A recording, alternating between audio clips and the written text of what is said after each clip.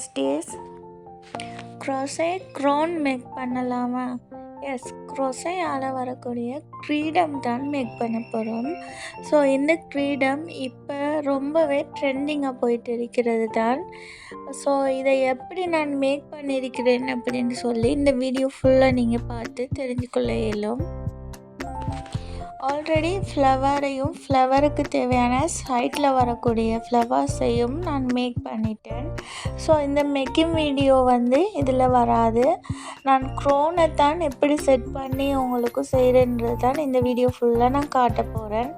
So அதுக்கு தேவையானது இந்த கம்பி மேனாக தேவை. இதை நான் ரவுண்டாக வளைச்செடுத்திருக்கேன். ஸோ இதை கன்குழு வச்சு தான் நம்ம ஒட்டி யூஸ் பண்ண போகிறோம். ஃபுல் அண்ட் ஃபுல்லாக இதுக்கு தேவையானது கன்குழு தான். ஸோ அதில் இந்த crochet நீடில் க்ரீன் கலர் எடுத்து கன்குழுவை அப்ளை பண்ணி நான் ஃபுல்லாகவே அந்த நீடில் சுற்றி வரணும். ஸோ அப்படி சுற்றி வந்தால் தான் அது ஒரு நீட்னஸாக அதோட லுக்கு ஃபினிஷிங் நல்லா இருக்கும். இந்த வேக் மட்டும் இல்லை, எந்த வேக்காக இருந்தாலும் சரி நீட்னஸாக செய்தால் தான் அதோட அவுட்ஃபிட்டு ரொம்பவே வடிவாக தெரியும். அதே மாதிரி தான் நானும் எந்த வேக்காக இருந்தாலும் ரொம்பவே நீட்னஸாக செய்யணுன்று தான் எதிர்பார்ப்பேன். ஸோ அது எல்லாருமே எதிர்பார்க்குற ஒன்று தான். அவங்க எதிர்பார்க்குறத விட நம்ம ரொம்ப அழகாக நீட்னஸாக செய்து கொடுத்தா கஸ்டமருமே சந்தோஷப்பட்டுவாங்க. ஸோ இதையும் நான் இப்படி ஃபுல்லாக நீடில் சுற்றி வந்ததுக்கப்புறம் இந்த ஃப்ளவர்ஸுக்கு சைட்டில் வரக்கூடிய ஃப்ளவர்ஸில் நான் பேல் ஒட்டுறேன். இந்த பேல் தான் இன்னமும் கொஞ்சம் லுக்காக காட்டும்.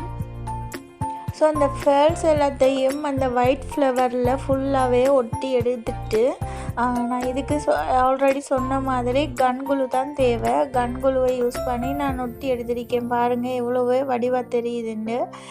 இந்த ரோஸ் க்ரௌனுன்றதால ரோசஸ் மெயினாக தேவைப்படும். ரோசஸ் அவங்க கேட்டது பிங்க் கலர். ஸோ நான் பிங்க் கலர்லேயே மேக் பண்ணியிருக்கேன். அதையும் அந்த க்ரௌனில் ஒட்டி அதுக்கு சைட்டில் அந்த குட்டி குட்டி ஒயிட் ஃப்ளவரை டெக்கரேட் பண்ணி எடுக்க போகிறேன்.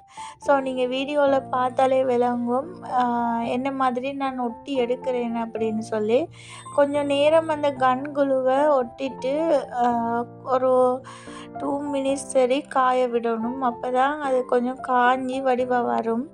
அதோடையே அது சேர்ந்து வடிவாக இருந்தால் தான் திரும்ப கலந்து வரக்கூடிய மாதிரி இருக்காது.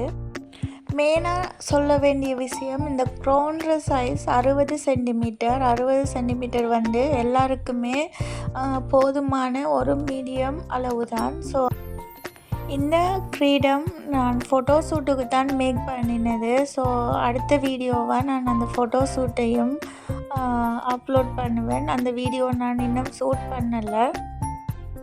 ஸோ இது ஆர்டருக்கு நான் செய்ததால் நான் ஒரு குட்டியாக ஒரு ஃபோட்டோ ஷூட் எடுத்துகிட்டு அவங்களுக்கு தாரேன்னு சொன்னது என் ரிலேட்டிவ்ன்றதால அவங்க அதையும் அக்செப்ட் பண்ணிட்டாங்க. இந்த மாதிரி தான் நான் ஃப்ளவர்ஸை அரேஞ்ச் பண்ணிட்டு வந்தேன். ஸோ இதில் எண்டிங் வீடியோவில் பார்த்த விலங்கும் எந்த அளவுக்கு லுக்காகவும் வடிவாகவும் வந்திருக்கின்ற. இந்த ஃப்ளவர் எப்படி மேக் பண்ணுறது அப்படின்னு சொல்லி உங்களுக்கு தெரியாமல் இருந்தால் கட்டாயம் எனக்கு கமெண்ட் பண்ணுங்கள். நான் இந்த ஃப்ளவர்ஸையும் மேக் பண்ணி தனியாகவே ஒரு வீடியோவாக நான் உங்களுக்கு தாரேன். இந்த ஃப்ளவர் மட்டும் இல்லை, crochetல பேசிக்கிலேருந்து அட்வான்ஸ் லெவல் வரைக்குமே கிளாஸஸ் நடக்க போகுது இந்த சேனலில். ஸோ அதுக்கு நீங்கள் செய்ய வேண்டியது அந்த சேனலை சப்ஸ்கிரைப் பண்ணிவிட்டு பெல் ஐக்கானையும் கிளிக் பண்ணி வச்சுக்கொள்ளுங்க. அப்போ தான் நான் போடுற வீடியோ உங்களுக்கு நோட்டிஃபிகேஷனில் வரும். பாய்.